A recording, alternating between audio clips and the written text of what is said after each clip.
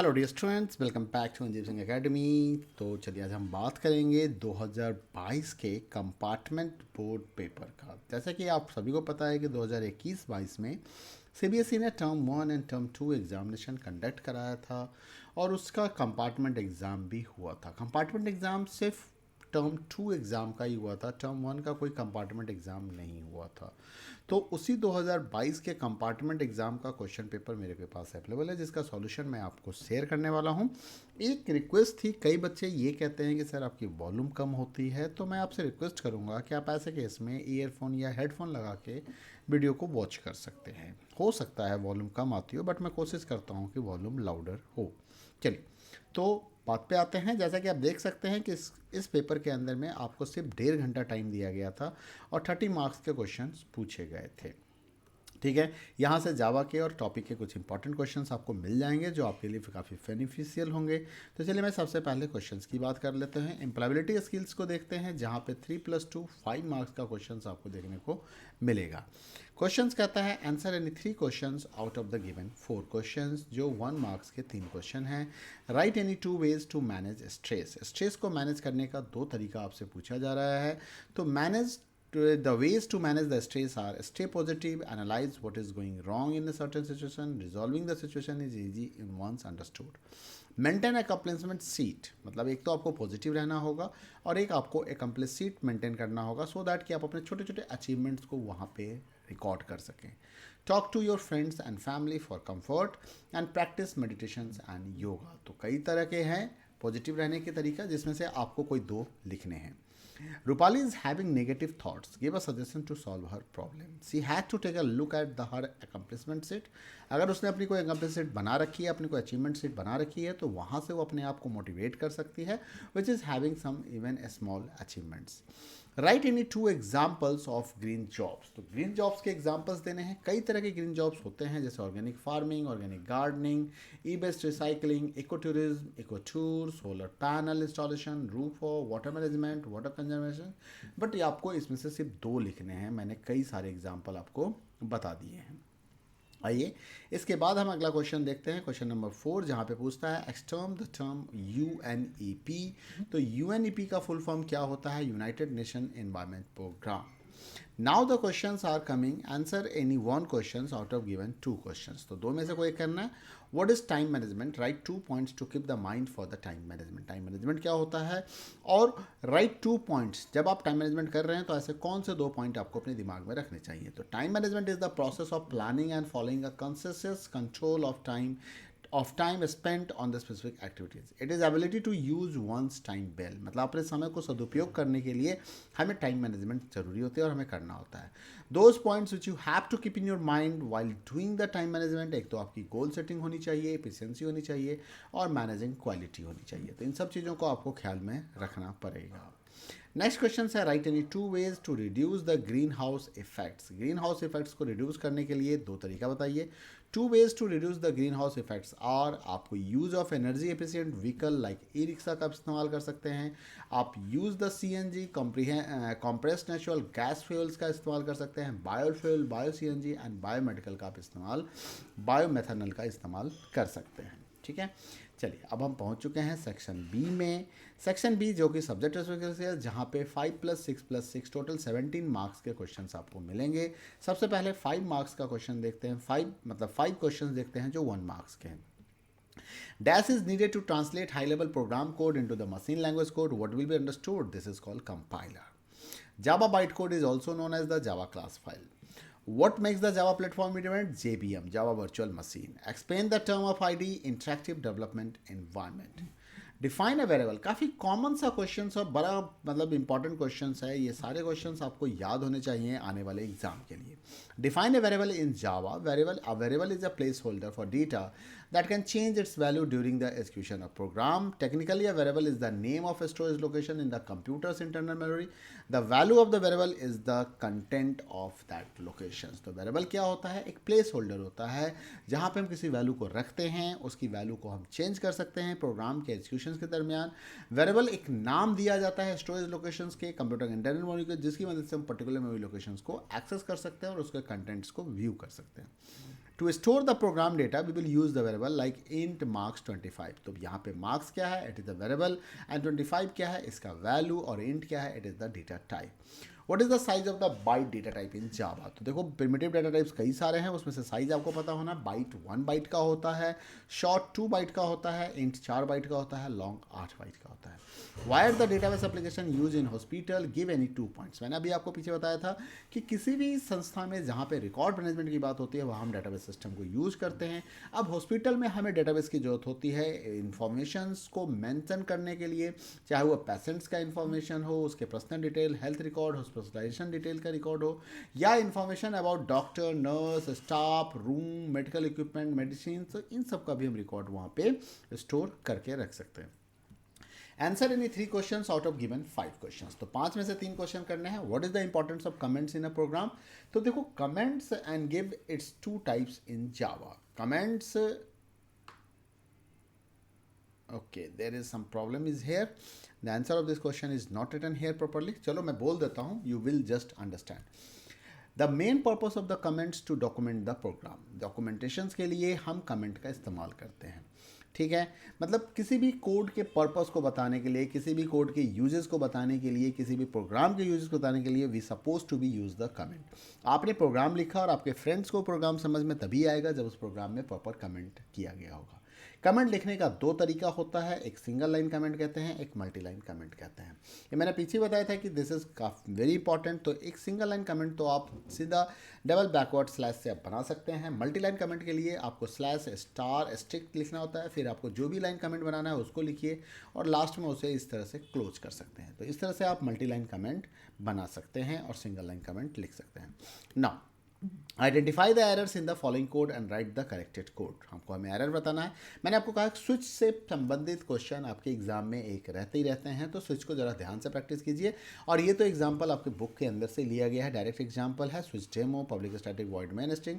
अब टुडे की वैल्यू यहाँ पे क्या है 5, उसके बाद एक स्ट्रिंग डे बना दिया गया जिसकी वैल्यू अभी एम्प्टी है। अब यहाँ पे टुडे लिखा गया, यहाँ पे केस 1, केस 2, केस 3 और केस 4 दिया गया है। यहाँ पे एक छोटा सा मिस्टेक देखने को मुझे मिल रहा है, 2 मिस्टेक देखने को मिल रहा है। एक तो यहाँ पे डबल कोट्स बंद नहीं किया गया है, डबल कोट्स को बंद करके यहाँ पे सेमी कॉलन लगेगा, और एक यहाँ पे बी स्मॉल में होना चाहिए, ठीक है। तो इसने मुझसे क्या पूछा था, करेक्टेड कोड कहा था करने के लिए। तो स्वाभाविक है जब कोड में मिस्टेक है, errors in the following code and right the corrected code. मुझे लगा कि मैंने आउटपुट बताना है, चलो कोई बात नहीं। तो सबसे पहले इसके करेक्शंस को देख लेते हैं, करेक्शंस कहाँ कहाँ है। पहले लाइन में अभी तक मुझे कोई करेक्शन दिखाई नहीं दिया है। मैं नेक्स्ट लाइन पे आता हूँ। सबसे पहले यहाँ पे कर्ली ब्रेसेस मिसिंग था, एक करेक्शन ये हो गया। यहाँ सेमी कॉलन मिसिंग था, उसके बाद यहाँ ब्रेक का मिसिंग था, उसके बाद यहाँ डबल कोट्स और सेमी कॉलन का मिसिंग था, और यहाँ पे ब्रेक सही लिखा गया हुआ है। उसके बाद आपका कोई मिस्टेक आप देख सकते हो रेड लाइन, और फिर क्लोज कर्ली ब्रेसेस का मिस्टेक आपको देखने को दिख रहा है। नेक्स्ट क्वेश्चन है differentiate between long and integer data type. अभी मैंने आपको साइज बताया था कि लॉन्ग जो होता है वो 8 बाइट्स का होता है, इंटीजर आपका 4 बाइट्स का होता है। दोनों ही न्यूमरिक इंटीजर वैल्यू को स्टोर करने के काम में आता है, चाहे वो लॉन्ग इंटीजर हो या हो शॉर्ट इंटीजर हो, सॉरी इंटीजर हो। Right a method in a जावा, ये मैं बता रहा हूँ, ये क्वेश्चंस आपके बुक में दिया हुआ है और मैं कई बार कह चुका हूँ। यूजर डिफाइंड फंक्शंस बिल्कुल पढ़ लीजिएगा क्योंकि क्वेश्चंस पूछे जाते हैं। Write a method in a Java that accept sides of square as a parameter and returns the area of square. तो आपको क्या करना है, एरिया ऑफ स्क्वायर के लिए एक मेथड लिखना है। तो public static double area of square. अब ये पब्लिक क्या हो गया कि भाई ये फंक्शंस मेथड पब्लिकली अवेलेबल है, स्टैटिक हो गया ताकि बिना ऑब्जेक्ट के इसको कॉल किया सकते हैं। डबल इसका रिटर्न टाइप हो गया। Area of square is the name of the function हो गया। डबल साइड जैसे इससे बताया कि साइड हम एक्सेप्ट करेंगे आर्गूमेंट, तो ये हमारा पैरामीटर हो गया।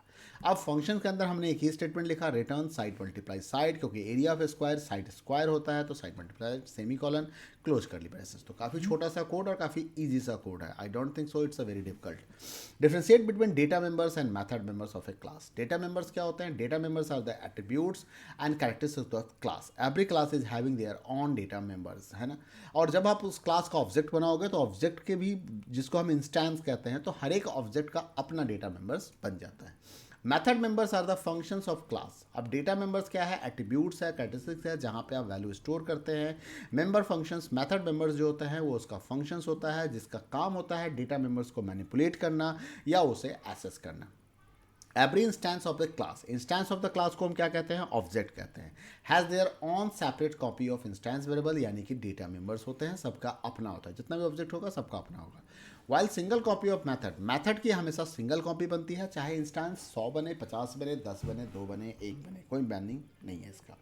ठीक है, नेक्स्ट आ गया आपका 2 मार्क्स का 2 questions out of given 4 questions, 2 into 3 यानी कि 3 मार्क्स का question. Consider the following class: public class book, string title, string author, string publisher, date, double price, display. ठीक है, write the command to create a constructor of the above class and slice the data members of the class. तो क्योंकि हमें constructor बनाना था, अभी यहाँ पे display function लिखा हुआ है, कंस्ट्रक्टर नहीं लिखा हुआ है, तो मैं कंस्ट्रक्टर बनाने के लिए अब हमारे पास दो तरह का कंस्ट्रक्टर मैं बना के दिखा रहा हूँ। पहले मैं डिफॉल्ट कंस्ट्रक्टर यानी कि एम्प्टी आर्गूमेंट्स वाला कंस्ट्रक्टर बना रहा हूँ, जिसमें टाइटल को empty, author empty, publisher empty, price को 0 दे दिया गया। उसके बाद मैं पैरामीटराइज कंस्ट्रक्टर बनाना चाहता हूँ। पैरामीटराइज कंस्ट्रक्टर जिसके अंदर मैं कंस्ट्रक्टर का नाम, अच्छा कंस्ट्रक्टर का नाम आपको पता होगा वही होता है जो क्लास का नाम होता है, तो ये चीज़ आपको ध्यान में रखना है। कंस्ट्रक्टर का कोई रिटर्न टाइप नहीं होता है, कंस्ट्रक्टर बाय डिफॉल्ट पब्लिक ही बनता है। अब यहाँ पे कुछ आर्गूमेंट्स दिए गए हैं, पैरामीटर्स दिए गए हैं, string title, string author, string publisher, double price. तो मैं क्या कर रहा हूँ, टाइटल को टाइटल की वैल्यू दे दी, ये वैल्यू यहाँ टाइटल को मिल गई, ऑथर को ऑथर की वैल्यू मिल गई, पब्लिशर को पब्लिशर की, और प्राइस को प्राइस की वैल्यू मिल गई। क्वेश्चन नंबर 20 पे आ गए हैं, can we access the members of a class by default if no specifier is mention in Java? Yes, we can access the member of the class because if no specifier is given then it become the public. By default क्या होता है, वो outside the class accessible होता है। हम direct public नहीं कहते हैं, बट बुक में कहा गया है इसलिए हम कह रहे हैं आपको। पब्लिक एंड प्राइवेट मेंबर्स, दो तरह के स्पेसिफायर होते हैं, एक पब्लिक एक प्राइवेट। कह रहा है किसके बीच में,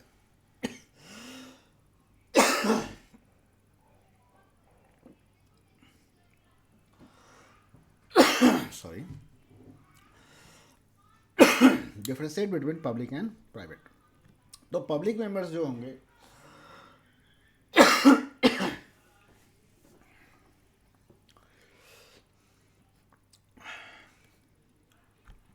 public members of the class जो होते हैं वो एक्सेसिबल होते हैं inside as well as outside, while private member only accessible inside the class होते हैं। ठीक है, right a loop code in Java to print all numbers in the range 1 to 49 which are the multiples of 4। तो अब यहाँ पे क्या करना है,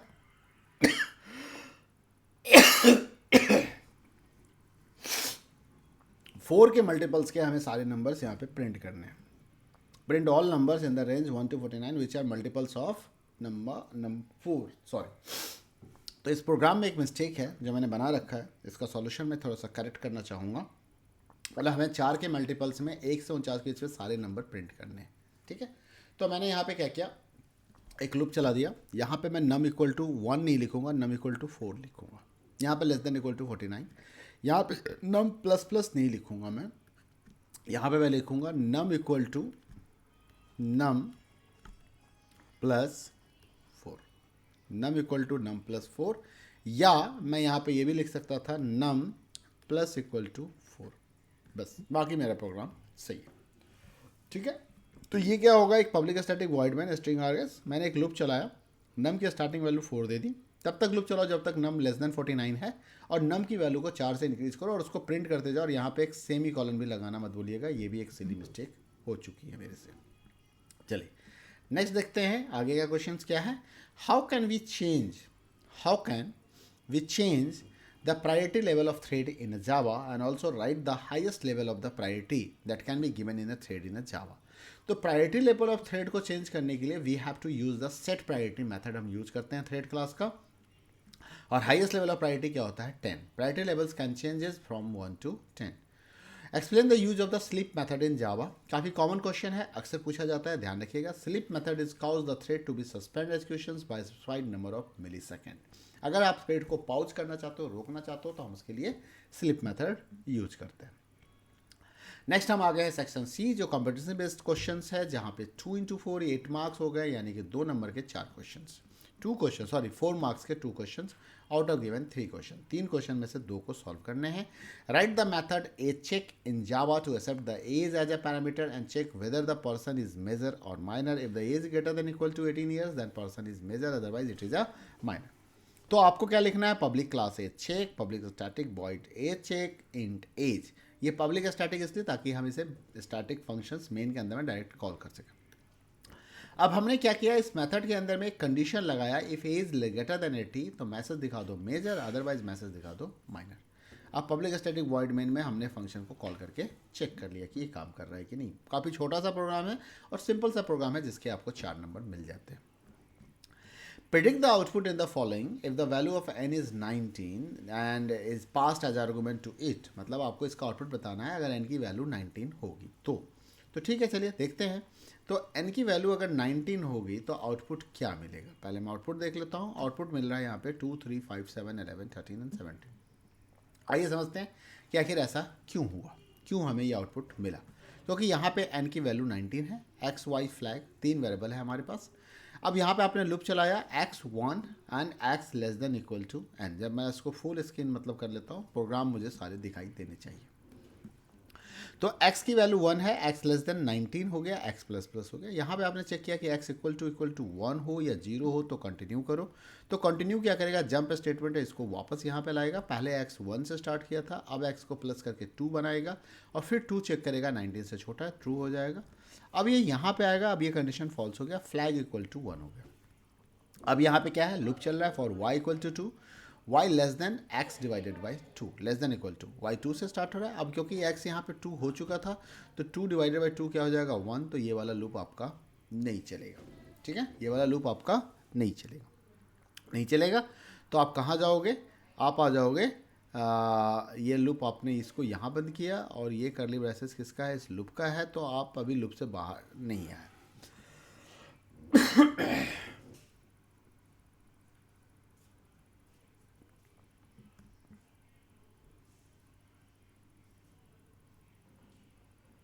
आई think there is something problem in the curly braces. Okay, हाँ, ये कर्ली ब्रेसेस, सॉरी, ये वाला कर्ली ब्रेसेस मैं भी वही सोच रहा था। ये कर्ली ब्रेसेस इसके साथ लगा हुआ है और ये वाला कर्ली ब्रेसेस इसके लिए लगा हुआ है। तो मतलब ये कहाँ पे है, ये हमारा इस लूप के अंदर है। मतलब ये इंडेंटेड प्रॉपर नहीं हो पाया, इसको इंडेंट करना था, ये इसके साथ ही लिखा हुआ है।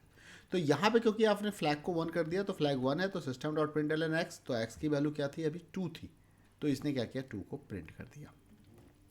फिर आते हैं जरा सा ऊपर, 2 को प्रिंट हो गया। अब यहाँ पे क्या हो गया, यहाँ से वापस आएगा, ये यहाँ पे फिर से x को बढ़ाएगा, x3 हो जाएगा। x3 होने के बाद ये चेक करेगा, अब ये फ्लैग 1 हो जाएगा, y2 y3 डिवाइडेड बाई 2 यानी कि 1.5 यानी कि 1 हो गया। तो ये लूप फिर से नहीं चलेगा, तो इस बार ये 3 को भी प्रिंट करेगा।